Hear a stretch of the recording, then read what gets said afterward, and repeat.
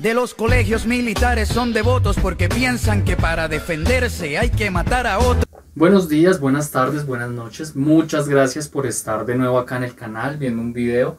A los nuevos suscriptores, a los nuevos miembros del canal, los invito a suscribirse y a darle en la campanita para que YouTube les avise cuando he subido video. En el día de hoy vamos a hablar de un tema de vital trascendencia y es de las extralimitaciones que Iván Duque ha tenido respecto a las funciones que le otorga la Constitución. Como ya todos saben, el artículo 189, o no ya todos saben, no es un tema obvio porque en Colombia lo que quieren es que el ciudadano del común desconozca la ley, pero como todos deberían saber, el artículo 189 de la Constitución Política de Colombia reviste al presidente de una serie de funciones que le otorgan potestades en cuanto a la Suprema Administración Nacional, lo reviste como Suprema Autoridad Administrativa, Suprema Autoridad Ejecutiva y como comandante en jefe de las fuerzas militares. En ese orden de ideas, el presidente es la cabeza de una de las tres ramas del poder político en Colombia, que sería la rama ejecutiva.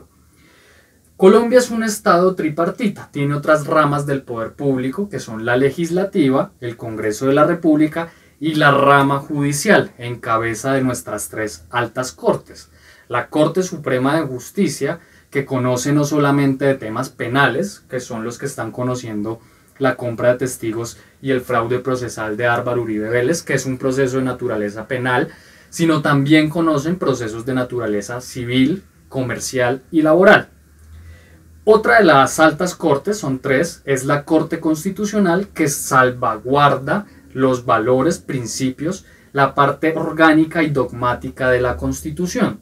Son los que a través de la jurisprudencia emitida permiten que se salvaguarde la Constitución, que no se emitan por parte del Congreso leyes que vayan en contravía de la Constitución o de los tratados internacionales firmados con Colombia que defiendan derechos humanos.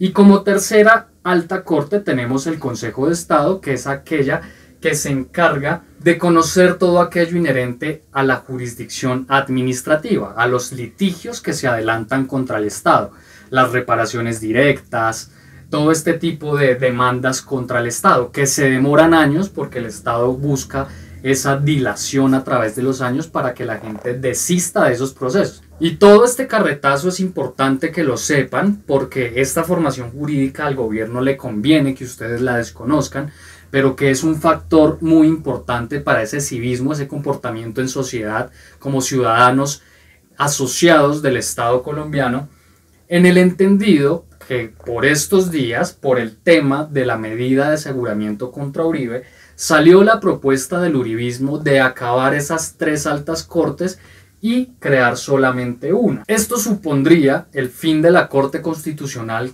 como defensor de todos aquellos principios de los cuales este sujeto ha sido victimario.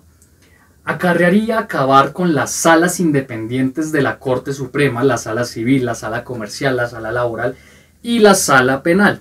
Es decir, se reduciría la capacidad o la cantidad de magistrados y se entraría a analizar una nueva forma de nombrarlos. Es decir, que en poder del Ejecutivo se podría recaer el nombramiento de futuros magistrados de esa nueva Corte que vendrían a ser defensores de los fines perseguidos por el Estado. Es decir, si el jefe de Estado es del partido político de Álvaro Uribe Vélez, el jefe de Estado nombrará una serie de magistrados que juzguen a favor del centro democrático. Así vendría a funcionar ese tipo de mafia judicial que quieren implementar el centro democrático con esta nueva iniciativa. Ahora bien, la situación se agrava porque en estos días Iván Duque en los medios de comunicación masiva dijo lo siguiente: soy y seré siempre un creyente en la inocencia y honorabilidad de quien con su ejemplo se ha ganado un lugar en la historia de Colombia. Como presidente, hago un llamado a la reflexión. Entiendo el papel de las instituciones y la independencia de poderes. Como ciudadano y creyente en las instituciones, espero que las vías judiciales operen y que existan plenas garantías para que un ser humano íntegro ejerza a plenitud su defensa en libertad. Aquí hay que analizar varias cositas.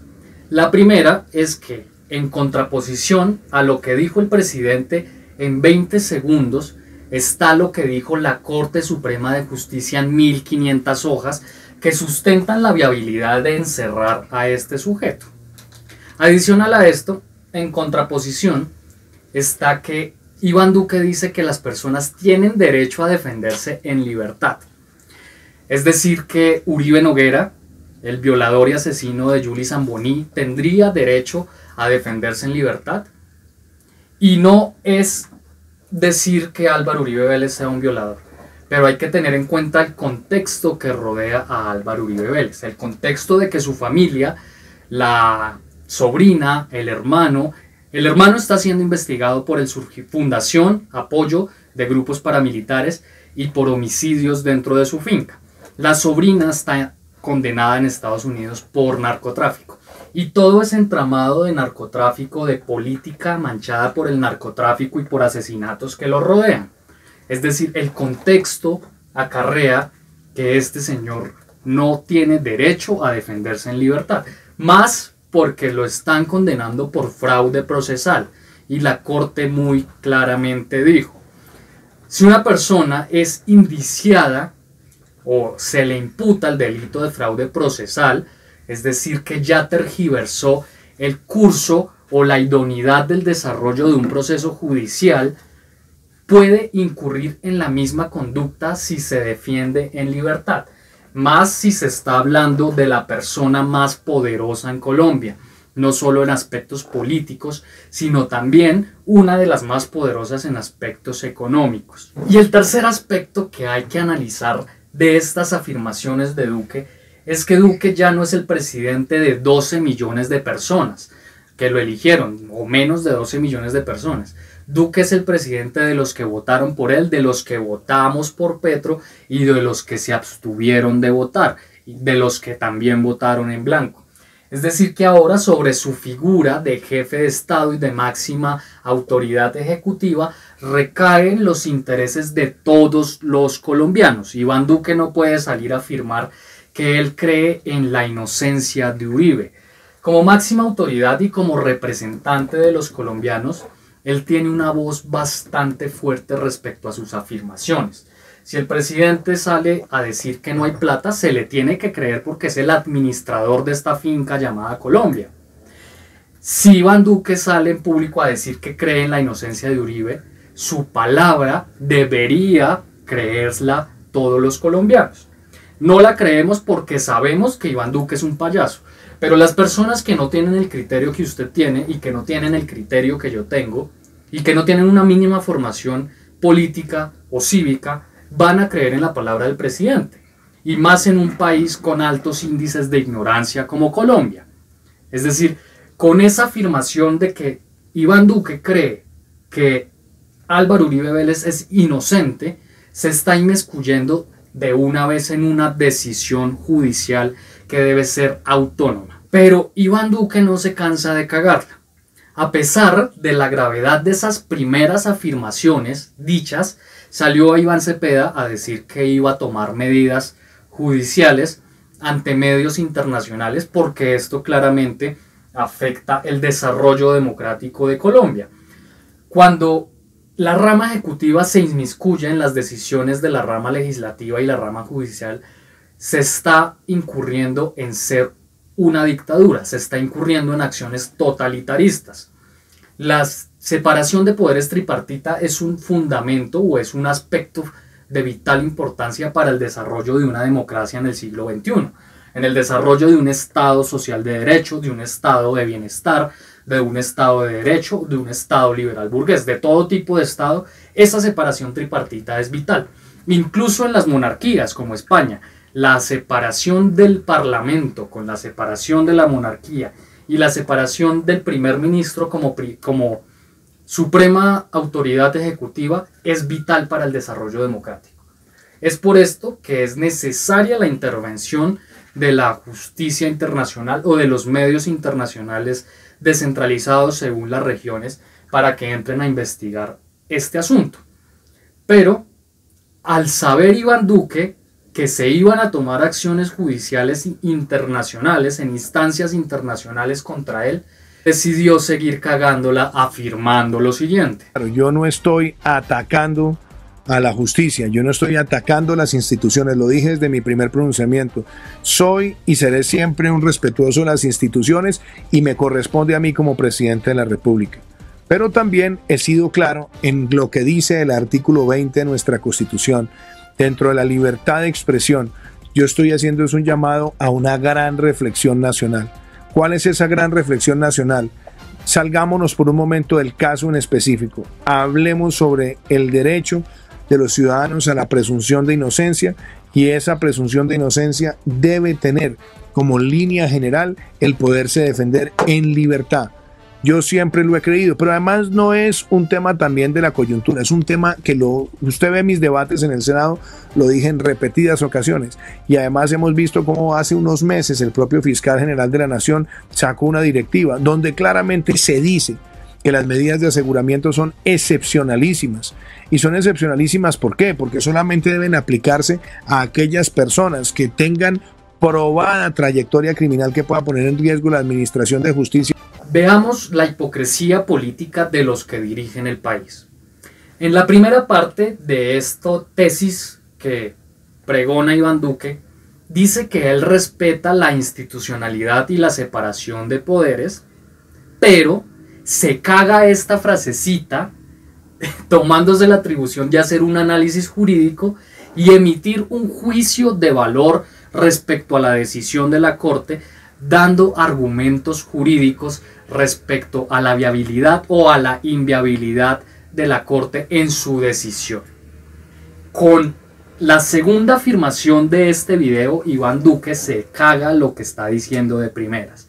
Esa es la hipocresía del uribismo. Es como afirmar que Álvaro Uribe Vélez diga que el paramilitarismo es condenable, que le hizo mucho daño al país, y que gracias al proceso de paz, que fue una pifia jurídica que él llevó a cabo en su gobierno, se acabó el paramilitarismo, pero que luego de esto afirme que él fundó las Convivir porque le hacían un bien a Colombia.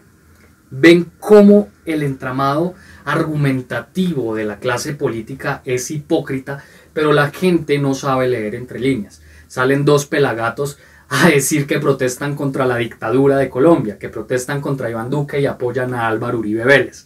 Esa es la coherencia del uribista y de esta clase que resultó no ser tan brillante como creíamos. Porque efectivamente Colombia es un país fácil de gobernar, teniendo en cuenta el mar de ignorantes, de uribistas ignorantes que tenemos en el territorio.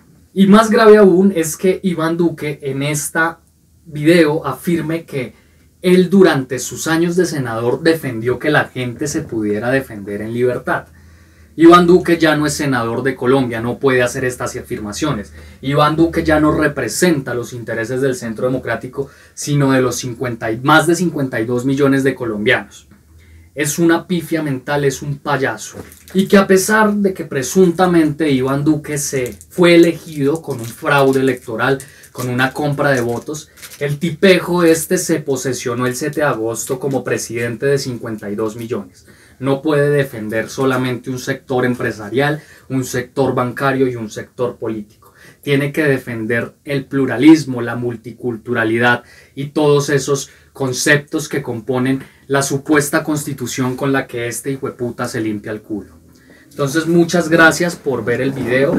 Espero que les haya gustado. Los invito a que escuchen la descripción de mi libro, a que si les gusta se animen a comprarlo, apoyar a un escritor colombiano. Apoyar en libros es nutrir la mente, es nutrir los argumentos con los que hablamos y llenarnos de más razones para levantarnos contra un totalitarismo que no respeta ni siquiera la independencia judicial, que no respeta siquiera la Constitución con la cual se eligen como senadores, como gobernadores, como presidentes, y que esos mecanismos con los cuales son elegidos les permiten robar todo lo que nos han robado de nuestra plata. Muchas gracias y nos vemos en la próxima. Absolutamente todos los seres humanos nos hemos planteado la interrogante de ¿qué pudo haber sido de nosotros? Ya sea en aspectos laborales, académicos o en el tema que nos atañe ahora, en el amor. Cuando uno sufre la partida inesperada de un amor, se plantea escenarios de posibles futuros que no pudieron ser, que no serán. Se plantea el mejoramiento de las variantes del pasado para así evitar la partida de esa persona. Lo complicado es que al hacer oda a la memoria, pensando en la modificación de esas variantes, en nuestras superfluas operaciones mentales que evocan fantasmas del pasado, en intentar cambiar pensamientos, esas decisiones que nos hicieron ser lo que no pudimos llegar a ser, lo que se logra con todo esto es agrietar el alma. Este es el caso de Armando, un psicólogo que está obligado a aferrarse a un pasado que no será, a un sueño irrealizable, a un vacío mental y sentimental irremediable. Esta es la historia que se cuenta en mi libro, que tiene crítica social, que tiene un poco de filosofía, sociología y que toca temas muy duros que sé que todos hemos vivido. Las personas que lo han leído lo recomiendan mucho y es un excelente libro. Recuerden que leer nutre nuestra alma, nutre nuestra mente. En el link de la descripción del vídeo pueden encontrar dónde y cómo adquirirlo. Muchas gracias. Ladrones de cuello blanco, políticos de lo ajeno.